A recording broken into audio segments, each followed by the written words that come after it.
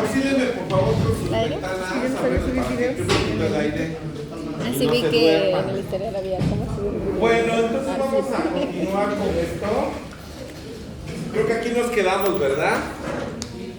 Nos quedamos en antígenos tumorales, creo que les pedí una imagen, ¿no? Que de hecho ya nada más saquen ahí del Face que les puse, pero la, ¿cómo se puede decir? La tendencia es que en un futuro se puedan determinar muchos antígenos que me puedan ayudar a diagnosticar antígenos carcinoma. Hola, carcinominario. Ay, los dinosaurios no terminan de entrar a cualquier.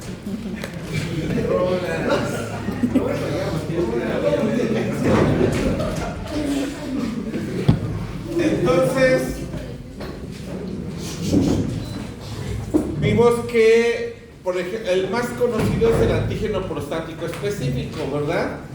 Pero que no solamente nos vamos a conformar con sus valores, porque puedo tener los valores normales. Recuerden que el cáncer de próstata es como el cáncer de cervix en las mujeres, ¿verdad? Entonces, si me sale un paciente que tiene valores normales de antígeno prostático, el antígeno prostático se libera cuando empieza a crecer la próstata. Por eso lo normal es de 0 a 4, depende de la edad, 0 a 11, por ahí así.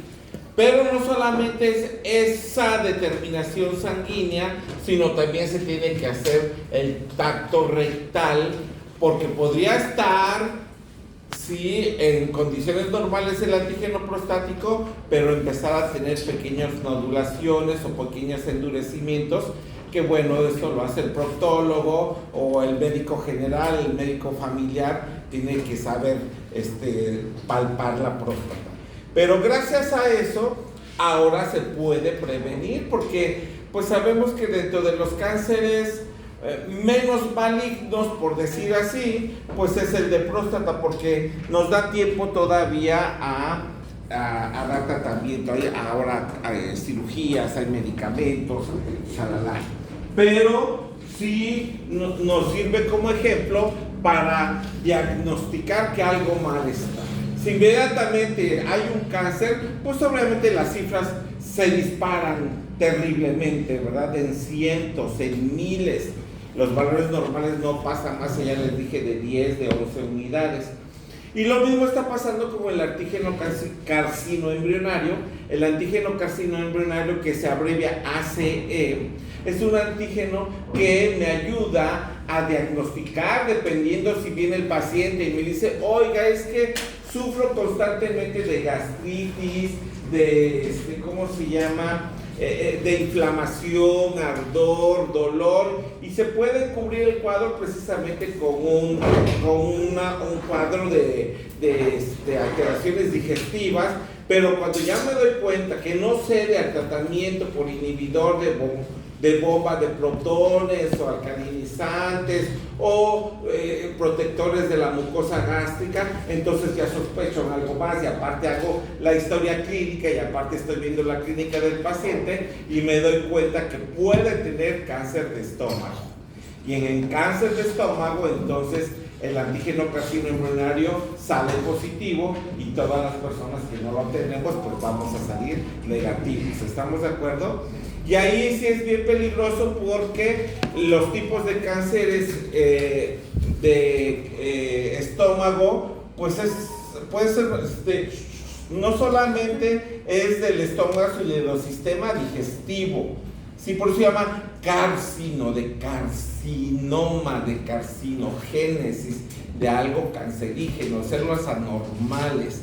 Y embrio, bueno, que estuvo en el proceso embrionario, pero ahorita ya aquí en la vida ya no debemos estar produciendo esas células, esa displasia, ¿sí me explico? Entonces por eso es que también me sirve este antígeno tumoral. Y también otro ejemplo es el antígeno BR algo, no me acuerdo muy bien del nombre, que es de BR de breast, de seno en inglés. Y ya les comentaba que en los casos que no se detectan a palpar, ¿por qué? Porque se palpan ya que es grande. Muchas veces ya, si es un cáncer muy agresivo, Si esperamos a que se pueda palpar, ya es demasiado tarde. Entonces, mucho antes se tiene que hacer la mastografía y se tiene que determinar esa molécula BR, y si está positiva, entonces para prevenir antes de que haya un proceso neoplásico, pues hay que extirpar glándula mamaria para evitar cáncer. Y recuerden que los mexicanos, las mexicanas, pues en la actualidad se cuenta en minutos. Cada 15 minutos está muriendo en nuestro país una mujer por un tipo de cáncer de seno o de cervicouterino. Y los varones vamos que volamos para cáncer de próstata, solo que ya les dije que después de la tercera década de vida, la cuarta década de vida, es cuando empiezan estos problemas. Y luego, como es el tacto rectal, pues muchos hombres pues no se someten a esos estudios porque les da pena que les metan el dedo, ¿no? Entonces es un tanto complicado.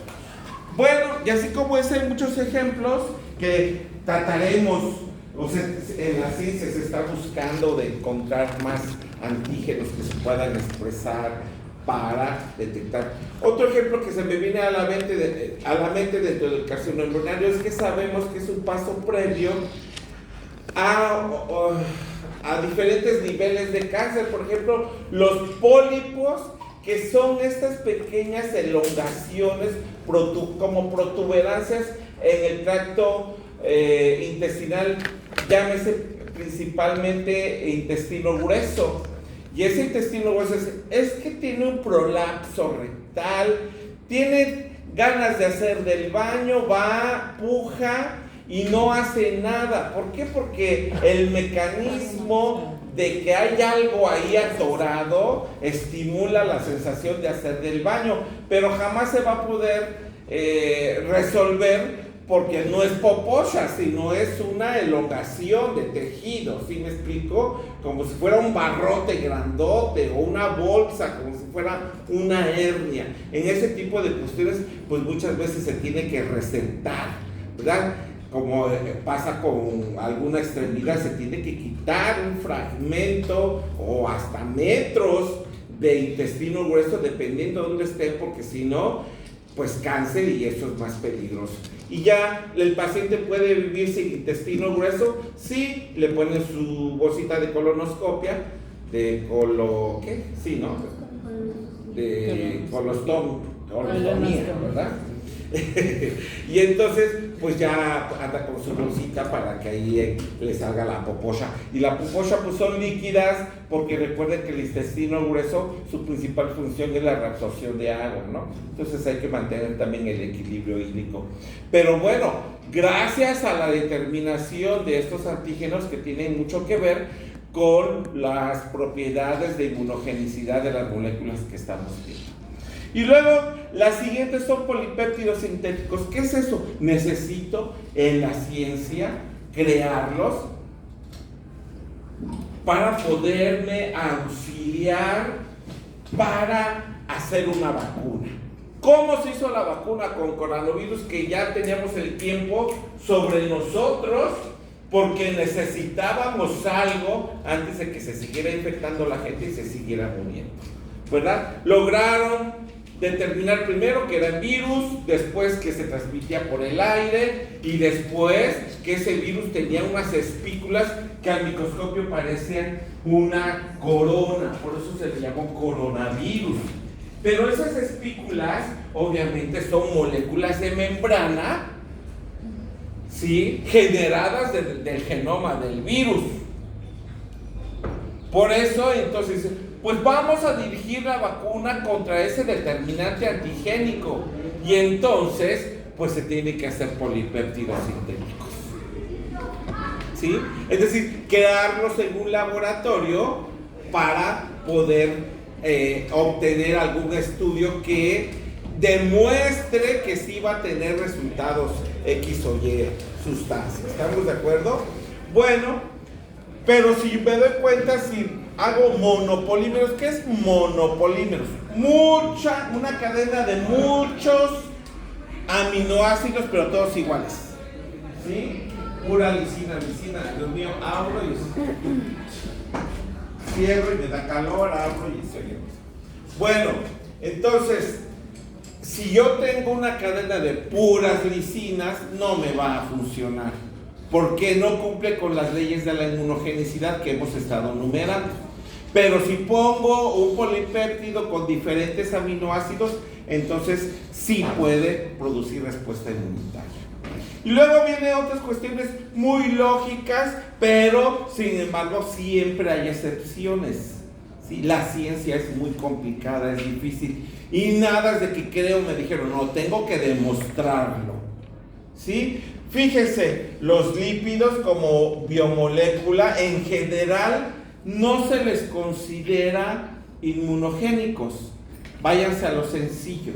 ¿Por qué? ¿Por qué no se les considera inmunogénicos? ¿Por qué no producen una respuesta inmunitaria a los lípidos? Váyanse a lo básico. ¿Por qué? Las membranas. Porque mis membranas celulares todas están hechas de fosfolípidos. O sea, mi sistema inmunitario reconoce que las membranas celulares están formadas de lípidos. Pero creo que la clase pasada ya les había comentado, ¿verdad? Que en algunas excepciones sí pueden producir lípidos, como los rearreglos no bicapa que se forman ante la presencia de metales pesados. Por eso no es bueno ahora que está de venta libre, porque aquí el joven tiene una empresa que vende vitaminas y minerales. Sí, ese es su negocio. Pero médicamente no se justifica. En muy pocos casos, cuando lleven nutriología médica, en muy pocos casos se necesita del apoyo extra de algunas vitaminas y minerales. Las que están bien documentadas son las de las mujeres que están embarazadas. Eso sí, desde que antes de que se vayan a embarazar, tienen que empezar a suplementar sus dietas con folatos y con fierro. Porque el plato del buen comer, por más que coma su plato del buen comer, no le va a aportar las cantidades requeridas de fierro y de folatos, ¿verdad? Solamente en esos casos sí. Y en la vida rutinaria diaria no necesitamos consumir vitaminas y minerales que nos venden ahí con moños rojos, dorados, bien bonitos y todo, y que cuestan 600, 800 pesos, porque si comemos bien no hay necesidad de consumirlos.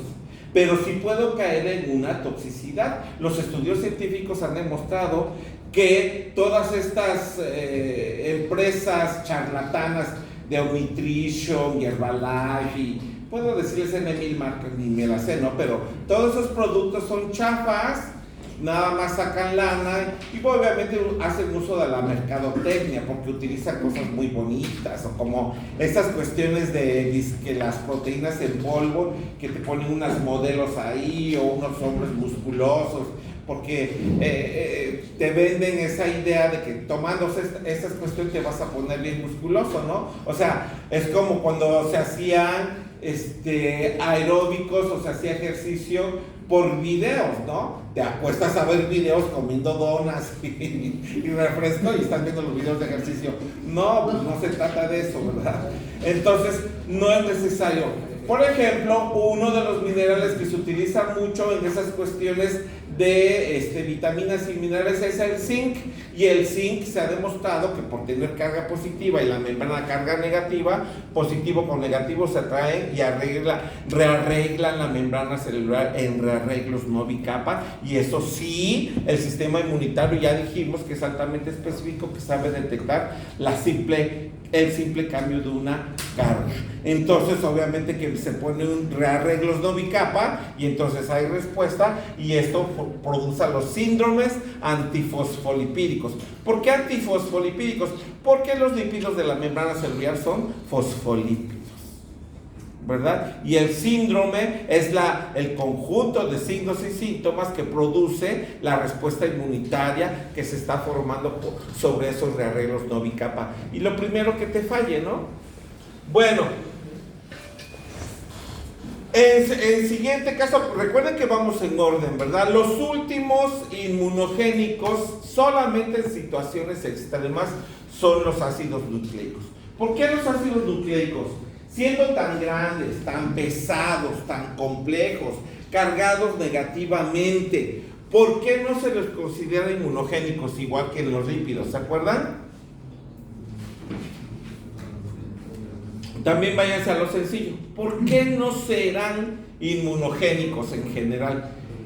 Recuerden que dijimos que si los desenrolláramos irían de aquí al sol 600 veces. O sea, pesados son. Complicados, complejos sí, son. Pesados son, sí. Sin embargo, no son inmunógenos por una lógica razón muy sencilla. ¿Por qué? Piénsenle. Bueno, no hay que pensarlo. Así como los lípidos. ¿Qué me dijeron dónde estaban los lípidos? ¿Y estos dónde están? En el núcleo. ¿Están expuestos? No, están en el núcleo, están ocultos, por lo tanto, no hay respuesta inmunitaria. Solamente habrá respuesta inmunitaria cuando se exponen. ¿Y cuándo se exponen? Cuando se estallan las células. Como en el caso del lupus eritematoso sistémico. El lupus eritematoso sistémico, chicos, es un problema también de salud pública y en nuestro país existe.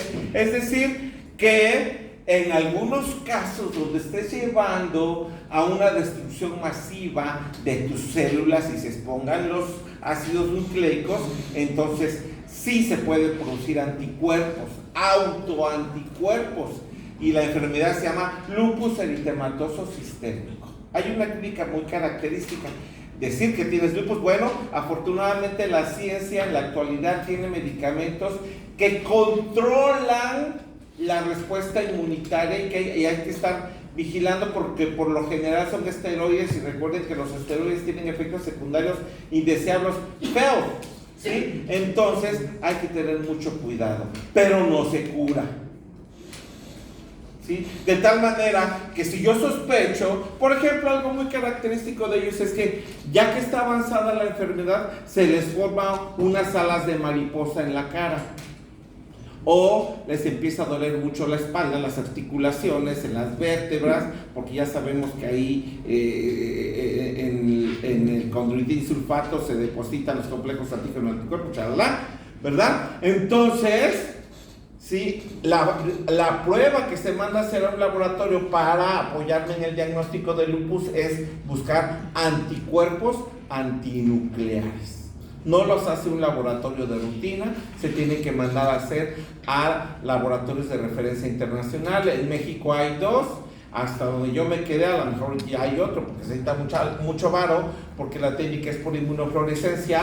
Entonces, y recuerden que aquí a duras penas, si los laboratorios tendrán quien les pase a recoger la sangre y los residuos biológicos peligrosos, biológicos infecciosos, pues y tener un drenaje especial. Hay muchas cuestiones que se manejan atrás de, pero estos laboratorios sí hacen las pruebas de anticuerpos antinucleares y si sale positivo, entonces digo, no hay pierde, usted tiene lupus eritematoso sistémico y está en tal estadio y vamos a hacer tal tratamiento. ¿Ok? Bueno, entonces hasta ahí llegamos en cuanto a las características que deben de cumplir unas moléculas para ser inmunogénicas, porque todos los inmunógenos son antígenos, pero no todos los antígenos son inmunógenos. ¿Por qué? Dependerá de los genes de la respuesta inmunitaria, del material genético del hospedero, del paciente, del individuo. ¿Estamos de acuerdo? Bueno, ahora en los artículos, cuando les deje yo que va a ser el siguiente en vacunas, les voy a dejar artículos que me busquen, van a encontrar las siguientes palabritas. Soy xenofóbico, ¿verdad? Soy un xenoantígeno, o sea, se origina en una especie diferente a la inmunizada. Y los aloantígenos son de un individuo de igual especie, pero diferentes genéticamente. Por ejemplo, los antígenos de Tania serán diferentes a los míos, porque aunque los dos somos humanos, pero somos diferentes genéticamente. Y los autoantígenos, bueno, somos nosotros mismos, pero por ejercer sus efectos, toda la epigenética, todos los factores externos en la actualidad pueden desnaturalizar a mis moléculas de membrana, a cualquier molécula, y entonces producir una respuesta inmunitaria. ¿Sí? Esta es una de las razones por las cuales las personas, cuando se descubrió la insulina y se les empezó a poner insulina porcina o insulina bovina a los humanos, que regulaba la cantidad de glucosa, sí, pero con el tiempo empezaron a perder la agudeza visual. ¿Por qué? Porque los anticuerpos que se empezaron a generar contra la insulina porcina o bovina, la insulina porcina o bovina no es idéntica a la de nosotros, porque ¿de dónde viene? Del material genético. ¿Sí me explicó? Entonces es obvio, mi organismo reconoce esa insulina como anormal y empieza a producir o más bien anticuerpos contra esa insulina bovina o porcina, pero esos anticuerpos pueden tener reacción cruzada o presentaron reacción cruzada con alguna estructura que forma parte del ojo, y entonces hubo la pérdida de agudeza visual. Y ya de ahí quedó satanizado. No saben que la ciencia sigue evolucionando, ¿verdad? La medicina que se enseña en la actualidad es muy diferente a la medicina que se enseñaba hace 40 años, 30 años. Por eso nos tenemos que estar actualizando constantemente. Por eso una de las herramientas de los estudiadores de la ciencia es que debemos de dominar el inglés. Debemos estar certificados en inglés y debemos de dominar, o sea, a lo mejor no para hablarlo, pero sí para leerlo y comprenderlo. ¿Sí? Por eso a ustedes se les da 4 niveles de inglés. Ya no deberíamos de darles inglés porque deberían de venir con las habilidades y destrezas de nivel medio superior. Sin embargo, nos enfrentamos a N mil factores, ¿verdad? Sociales, que son los más difíciles de luchar contra esas cuestiones. Pero ahora pues tenemos que nosotros estar actualizándonos para saber estudiar estas cuestiones. Bueno, entonces ahora bien, vienen 2 palabritas muy sencillas porque los estoy llevando con estos conocimientos para entonces poder producir una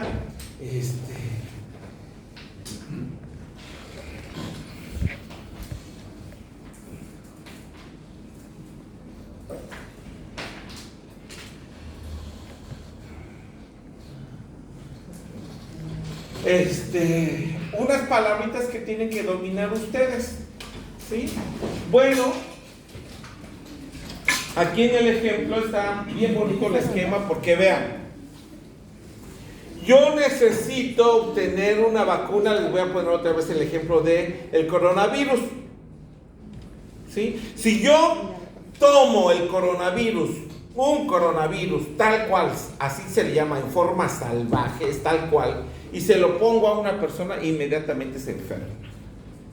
Entonces no puedo usar todo el virus. O bien necesito ese virus y le pongo un poquito de calor para atenuarlo y ¡pum!, se muere inmediatamente. Como el VIH es bien fácil de matar. Con un simple aumento en la temperatura se puede morir el VIH. Pero no solamente se muere el VIH, o sea, se me antojaría por un lado que te saquen la sangre y te maten el virus, y por otro lado pero no, porque ya sabemos que la temperatura en nosotros, ¿qué hace? Desnaturaliza moléculas, y ya lo vimos al principio de la unidad, ¿verdad? Que entonces expresa moléculas inmunogénicas y no nos conviene. Tan fácil que es matarlo, pero no podríamos.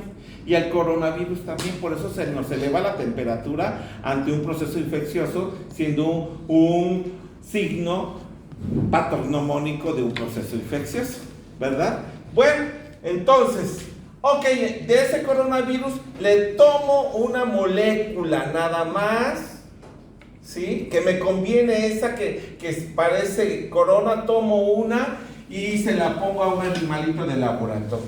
Recuerden que en la actualidad hay leyes de la ética y de la bioética. Yo soy muy adepto de eso, tengo un diplomado en leyes de la ética y de la bioética, porque antiguamente se utilizaban muchos animalitos de laboratorio y nada más se mataban per se. O sea, no había necesidad de matarlos. Por ejemplo, una dosis letal, pues sé que va a ser letal, sé que se va a morir, como para qué lo hago, ¿no? Entonces, pues mejor no lo hago. Pero sin embargo, pues gracias a los animalitos sí se ha obtenido todos los conocimientos que tenemos hasta el momento. Entonces, hay animalitos de laboratorio que se utilizan para estas cuestiones. Y pongo esa molécula sobre la cual yo quiero que se generen anticuerpos. Por ejemplo, una espinita de la corona del coronavirus y la puse a un animalito y le mido sus anticuerpos. ¿Y qué me di cuenta? Que no hubo respuesta. Pero yo quiero que sí haya respuesta. Entonces, por métodos químicos como los polipéptidos sintéticos, tomo otra sustancia por otro lado a la cual se le llama acarreador. Ese acarreador, han visto que todos los fármacos dice paracetamol de 500 miligramos, paracetamol tanto y excipiente tanto. Son sustancias químicas no absorbibles que nada más se utilizan de vehículo, o agua, o aceite, según lo que sea, ¿sí o no? Y CBP, ¿cuánto basta para? Eso lo van a ver en farmacología. Bueno, pero aquí lo importante es que este acarreador que se formó en un laboratorio de investigación, se lo pongo al animalito del laboratorio y sí se produjeron anticuerpos, o sea, sí es inmunogénico. Pero yo no quiero anticuerpos contra este acarreador, lo quiero contra este porque es una partícula viral. ¿Sí me explico? De tal manera que cuando venga el virus que tiene estas partículas, ya hay anticuerpos y lo ataquen. ¿Estamos de acuerdo? Entonces, ¿qué les parece si los uno? Vean, aquí ya está, se llama complejo acarreador apteno. Y ahora sí, lo meto a los animalitos y el animalito que hizo, como recuerdan que los anticuerpos son altamente específicos, ¿sí o no? Se produjeron anticuerpos tanto para el acarreador como para el apteno. Y en ese momento es donde surge la palabra apteno. Ahorita ustedes me lo definen. ¿Estamos de acuerdo? Entonces, ahí va de nuevo. Yo quiero que esta partícula puede ser de X microorganismo, X virus, que yo quiero formar una vacuna, anticuerpos contra esa molécula, pero a la hora de meterlo a un modelo animal, no produjo respuesta. O sea, sí es antígeno, pero no fue inmunógeno. Entonces, para hacerlo inmunógeno, utilicé un acarreador, porque el acarreador que no tiene efecto alguno, pero sí es inmunógeno y produjo anticuerpos. Entonces los uno, y a la hora de unirlos en el complejo acarreador apteno, sí formo anticuerpos, tanto para el acarreador como para el apteno. Y ya por métodos químicos los separo, y ya tengo mis anticuerpos contra ese, o como cuando se formó para los sueros antiviperinos, antialacrán, ¿se acuerdan? Así se forman. Entonces ahora con esta conclusión, díganme, ¿qué es apteno?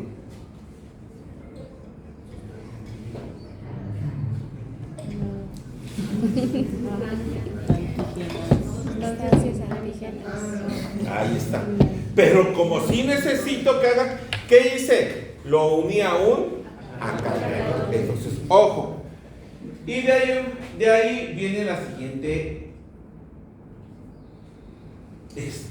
la siguiente imagen, vean. Este es un ejemplo de alergia a fármacos, ¿verdad? Tengo ahí mi apteno, por decir que no es inmunógeno, pero lo pongo como un conjugado. Y vean, ahí está con colorcito. Tengo anticuerpos específicos contra el apteno, anticuerpos específicos contra el acarreador y anticuerpos específicos contra el complejo. ¿Qué hubo? Pero sí me combino, porque nada más tomo los anticuerpos que yo necesito y los puedo utilizar para aliviar a un paciente. ¿Estamos de acuerdo? Bueno, ahora, como hay N millones de determinantes antigénicos diferentes, ¿qué pasará si ahora utilizo una molécula de un microorganismo X que sí produzca respuesta inmunitaria, pero muy débil? No es suficiente esa respuesta inmunitaria débil, porque me voy a enfermar. Y recuerden que depende la respuesta inmunitaria de la dosis que yo adquiera, ¿verdad? Bueno, entonces, para esos antígenos de diferentes microorganismos que sean débiles, O sea, que son poco inmunogénicos, pero yo sí necesito que sean inmunogénicos para producir respuesta inmunitaria. Entonces, ¿qué utilizo? Una sustancia química que va a ayudar a hacerlo más inmunogénico. Y como va a ayudar en bioquímica, en inmunología, se le conoce como adyuvante.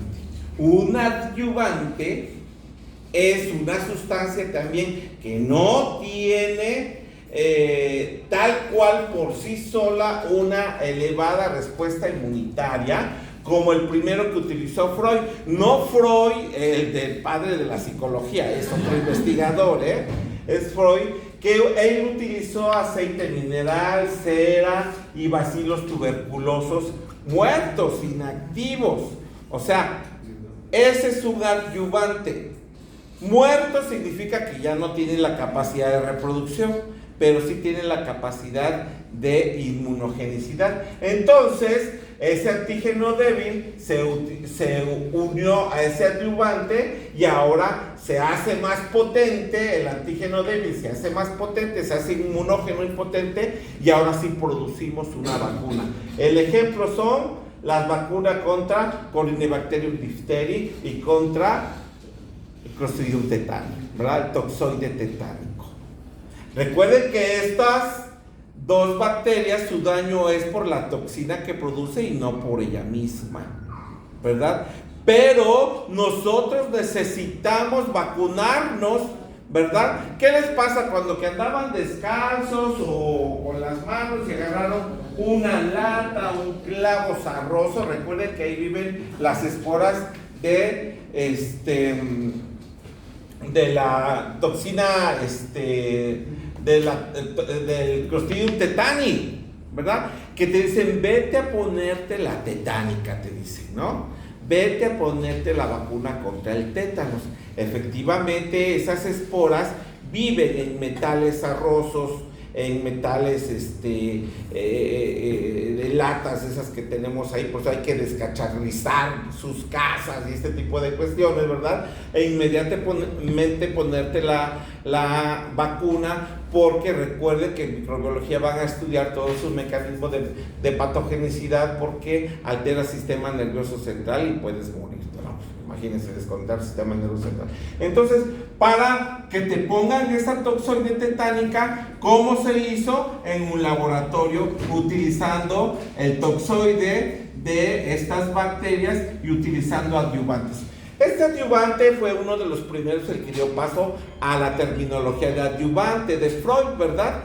Pero como era muy potente, ya no nos convenía, se pasó al otro extremo. Recuerden que estamos en una distribución normal. En la actualidad ya hay unos adyuvantes en base a aluminio, que son adyuvantes, pero no tan potentes, no tan no tan fuertes, nada más lo necesario, ¿no? Bueno, y aparte de eso, aparte de hacerlo más inmunogénico, pues también estimula la fagocitosis, uno de los mecanismos de respuesta innata que vamos a estudiar más adelante. ¿Estamos de acuerdo? Ahora ya se dieron cuenta, un apteno no es inmunógeno y un adyuvante se utiliza para inmunógenos débiles, para estimular su inmunogenicidad y producir vacunas. Entonces, ojo entre la diferencia entre apteno y adyuvante. En esta lámina les voy a representar, y ya se empiezan a complicar las cosas, porque como todo es molecular, ya no es tan sencillo, ¿verdad? Y vienen otras cuestiones.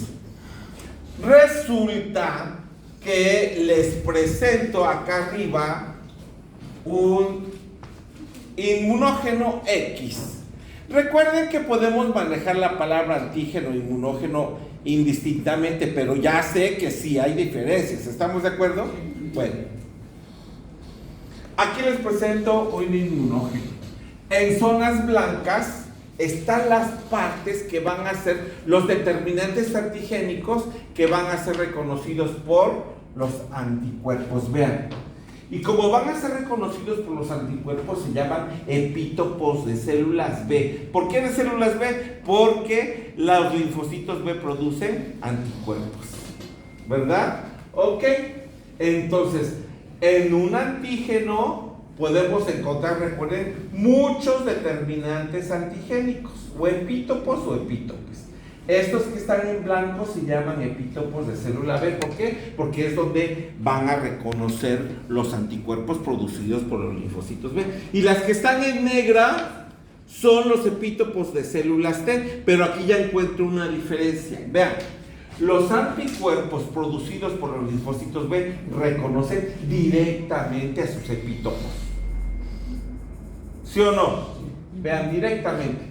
En cambio, los epítopos de células T, aquí está la célula T, ¿lo reconoce directamente sobre ella? No, lo reconoce por medio de una célula que va a ayudar. Esta célula que va a ayudar a presentarle el determinante antigénico se le llama célula presentadora de antígeno. Esta célula presentadora de antígenos no se lo presenta tal cual, se fagocita al antígeno y vean ahí, ¿verdad? Que es como, ¿cómo podemos decirle? Como media luna, ¿puede ser?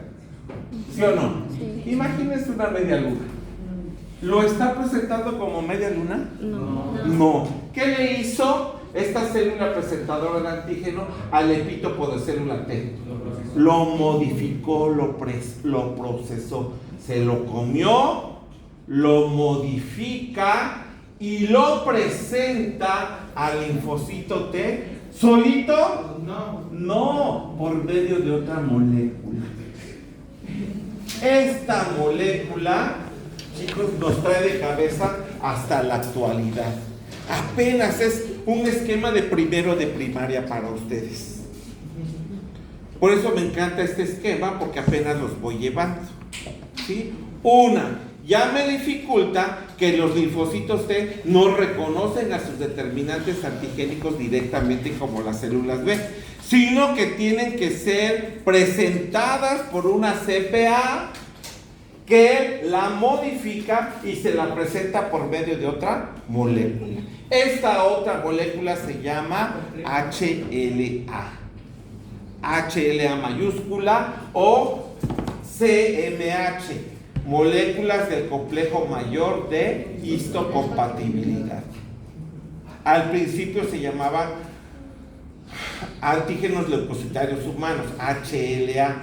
En la actualidad se llama CMH o HMC por sus siglas en inglés, ¿verdad? Pero bueno, ¿sí entienden la diferencia entre epítopos de célula B y epítopos de célula T? Sí, los linfocitos T, para reconocer su epítopo, no lo reconocen directamente como los linfocitos B, sino lo reconocen a través de una célula presentadora de antígenos, la cual se lo fagocitó y lo modificó y lo presenta por medio de una molécula CMH, del complejo mayor de histocompatibilidad. Ahora bien, esta es otra broncota. El linfocito T, pasaron años, N años, y que tuvo que haber tecnología para saber cómo este linfocito T reconoce a este determinante antigénico. Y para empezar, muchachos, si esta célula presentadora de antígeno generalmente es un fagocito, porque son los que hacen fagocitosis, ¿sí o no? Sí. A ver, díganme, ¿quiénes son los fagocitos? Neutrófilos. Exactamente. Pues imagínense, en ese proceso que vamos a estudiar de fagocitosis, es un proceso bioquímico señalizado por muchas sustancias. Y ahí van las malas noticias. El paciente puede tener su conteo normal de células fagocitarias, de neutrófilos y todo, pero puede no estar funcionando. Hay una que se llama síndrome de los fagocitos perezosos. O sea, no hace su función. Ya poco a poco lo iremos viendo. Todo complica porque finalmente hay enfermedades. Y estas enfermedades son responsables de la epigenética, de la vida moderna. ¿Sí? Ahora bien, imagínense la bronca, chicos, como todas las células en el retículo endoplasmático rugoso, ¿verdad que se sintetizan las proteínas? Ahí se sintetiza la molécula del complejo mayor de histocompatibilidad.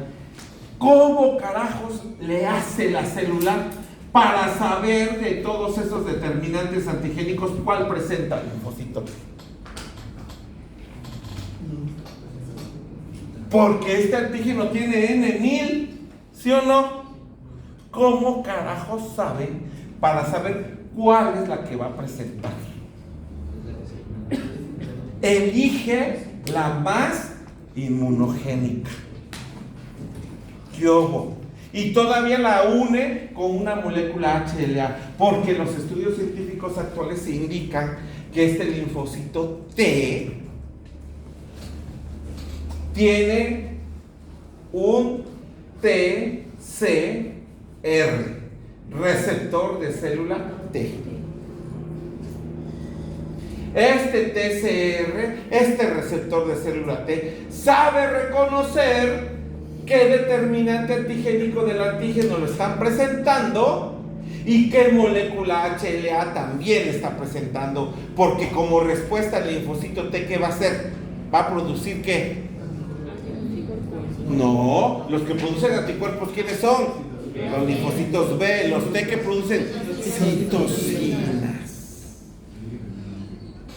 Por ejemplo, si es una partícula viral y el TCR detecta que le están presentando una partícula viral y le está diciendo la HLA, oye linfocito T, te estamos presentando una partícula de un virus. Y entonces el linfocito T, dentro de las más de 100 sustancias químicas que puede producir, así como vemos el comercial de Ray Matabichos, produce veneno, sustancias químicas altamente venenosas. ¿Para quién? Para el antígeno. Por ejemplo, una de ellas, para este ejemplo, y que les quede claro, si le están presentando una partícula viral, el linfocito B produce interferón. El interferón es un venenito, es una molécula muy pequeñita que recibió su nombre de interferón porque interfiere con la replicación viral. Y el interferón, como son moléculas tan pequeñas, ya tiene unas preformadas y las secreta. Y uno de esos efectos secundarios de ese interferón es que es pirógena. No pirúgena, eso es otra cosa. Pirógena. ¿Qué es piro? ¿Qué es piro? Y génesis, formación. ¿Y piro? Entonces, ¿verdad que a nosotros se nos sube la temperatura? Entonces el interferón es una citocina pirógena que se produce ante la presencia de un virus.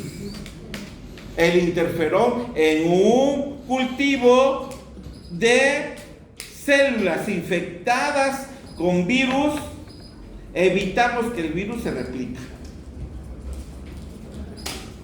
¿Sí me explicó? Todos sabemos que la hepatitis tipo A, si es que estamos bien alimentados por comer tacos de perro en la calle con caca, no va más allá del cuadro clínico característico que estudiaron en bioquímica 2. Ictericia, orinar como Coca-Cola, como jugo de uva, astenia, dinamia, inflamación del hígado, malestar, bueno, no va más allá. Pasamos el cuadro clínico y si estamos bien alimentados no va más allá. Pero habrá pacientes inmunocomprometidos, inmunosuprimidos o mal alimentados, que está pasando así en mi sociedad, porque ahora la población ha dejado de consumir alimentos de origen animal y vegetal y lo ha sustituido por el consumo de harinas refinadas y refrescos. Entonces un paciente con hepatitis A se puede morir. A esos pacientes sí se les puede poner interferón para evitar que se mueran. Pero no los tiene aquí Chachapa, ni Chazumba, ni Chapulco. Solamente es hasta tercer nivel. O comprarlo por afuera, pero es muy caro porque es producido por ingeniería genética. Y no lo hace tampoco en Chazumba, ni en Altepeji, ni nada. Tienen que comprarlo en Francia, en Inglaterra, en algún laboratorio que utilice ingeniería genética. ¿Estamos de acuerdo? Pero sí hay cura, pues. ¿Estamos claros? Entonces, si yo hablo de epítopo de célula B, es que es reconocido directamente por las moléculas receptores de linfocitos B. Véanme, yo soy un linfocito B, en mi membrana celular tengo anclado un anticuerpo. No se le llama anticuerpo, se le llama molécula receptora. Cuando yo lo suelte al medio, entonces se llama anticuerpo. Pero mientras esté unido a mí, se llama molécula receptora. Y ando muy mono ahí, linfocito B, charalá. Veo un antígeno y vean esto que hace. Vamos a estudiar inmunología. ¿Sí? Busco y veo cuál es su parte más inmunogénica. Y me amoldo porque ese movimiento tiene el anticuerpo. Por eso está así como Y. Y me amoldo y entonces paso señal a mi genoma linfocito B y dice, se trata de tal microorganismo, yo me transformo en una célula plasmática productora de anticuerpos específicos contra ese determinante. ¿Para qué me sirvió esta molécula receptora? Para reconocer. Y ahora sí saco anticuerpos específicos y los saco al medio, que vayan, porque no nada más llegó un antígeno, llegaron N millones. ¿Estamos de acuerdo?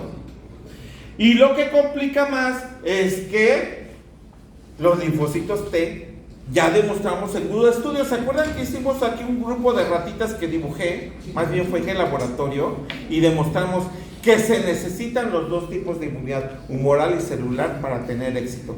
Con una que falle, no va a haber éxito.